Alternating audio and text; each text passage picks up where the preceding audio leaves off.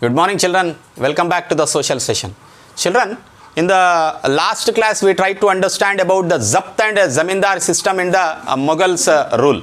Today we shall look a little quite closer to the Akbar's policies.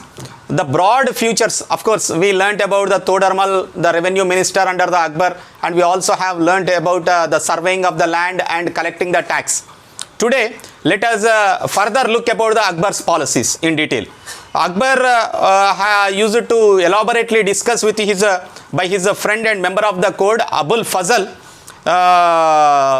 in his book called as the Akbarnama has mentioned about the broad features of administration of Mughals, especially the Akbar's administration mechanism was mostly written in a book called as Akbarnama. This Akbarnama book is written by one of his friend and he is also the court member, Akbar's court member, Abul Fazl.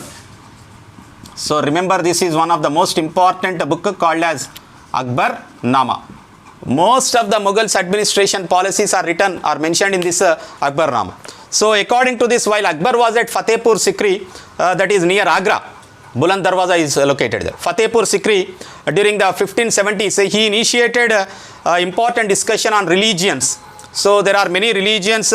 So he discussed with the Muslim scholars, Brahmins, and even with the Jesuits, priests, and who were Roman Catholics and Zoroastrians.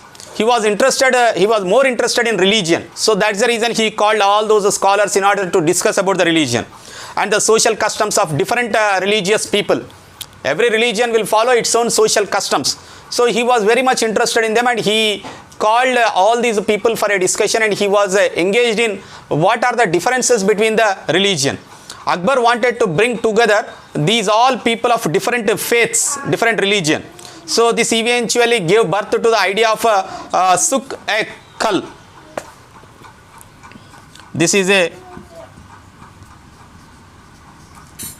a new religion which has been founded by Akbar himself. So it's nothing but the Sukh-e-Khal means what? The meaning of this one is universal peace. It is nothing but universal peace.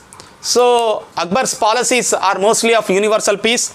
So the idea of tolerance towards the other religion, tolerance in the sense, what is tolerance?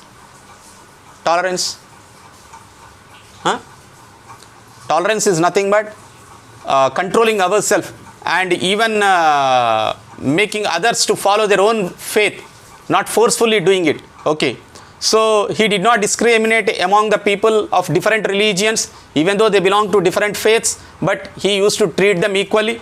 So instead of focusing on a system of ethics, honesty, justice, and peace, he focused on these things instead of on religions. He focused on these kind of things. Abul Fazl helped Akbar in framing a vision of governance around the idea of Sukh-e-Khal.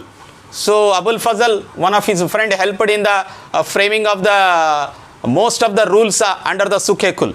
The emperor would work for the welfare of the all subjects irrespective of their religion. Even today, the democratic governments also work in the same way. They work for the benefit of all the people irrespective of their religion, whether you are Hindu, Muslim, Christian or anybody else, but government treats everybody equally. During the Akbar's period also, the emperor used to work irrespective of all these things. And this principle of governance was followed even by Jahangir also, Shah Jahan as well. But Aurangzeb did not follow this one. Aurangzeb has deviated from his policy, from this policy, and tried to project himself as favoring only Sunni Muslims. So he tried to encourage only for the Sunni Muslims, and people of other religions felt anguished by this policy of Aurangzeb. And Hindus were mostly tortured by Aurangzeb. And coming to the Mughal Empire during the 17th century and thereafter, so the downfall got started after Aurangzeb. The administrative and military efficiency of the Mughal Empire led to economic and commercial prosperity during these period of Aurangzeb, during the period of Akbar, Jahangir and Shah Jahan and Aurangzeb. But after the Aurangzeb, international travelers described it as a fabled land of wealth. During their period, it was a fabled land of wealth. But the same visitors were also upheld the state of poverty which is present in the kingdom. There existed the contrast, completely opposite. Contrast in the sense completely opposite. It's a fabled land. Fabled means that which we tell in the stories. So udhar heere hai, gehne hai, chandi hai, sona hai. A lot of prosperity, wealth is present in this land. But at the same time, poverty is also present in this land. So it existed two sides to the kingdom. The inequalities were most glaring, and documents from the 20th year of Shah Jahan's reign informs us the highest ranks. Mansabdars were only 445 in number out of a total of 8,000. And this small number, a mere 5.6% of the total number of Mansabdars, received 61.5% of the total estimated revenue of the empire as the salaries for themselves and for their troops. So you can imagine these Mansabdars were most rich, and most of the income from the land revenue is being spent on the troops and being taken by 61% is being taken by the Mansabdars itself. The Mughal emperor and their Mansabdars spent a great deal of their income on salaries itself, but not on the saving and goods. The scale of revenue collection left very little for money for investment in the hands of the primary producers, that is on the peasants or on the traders. Though peasants and the artisans were at the ground level, but there was very little money which is spent on them. The poorest among them had barely enough resources for existence, could hardly invest in tools and supplies to increase the productivity.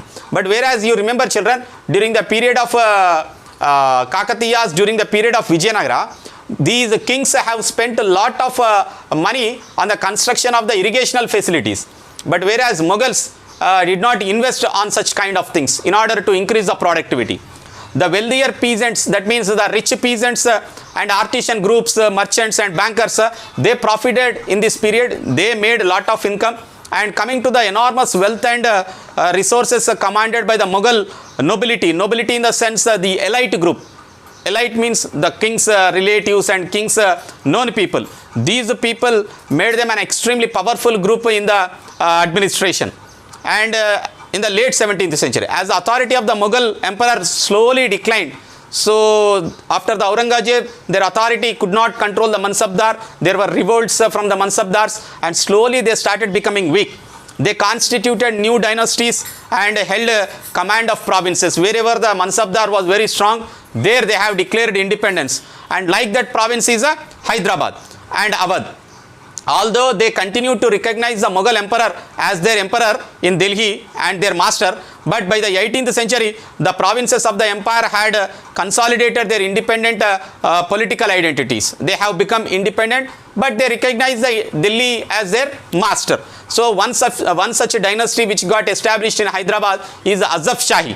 Previously we have seen Qutub Shahis, and tomorrow in the class we shall understand about the next part, Azaf Shahi's dynasty in Hyderabad. Until then, thank you children.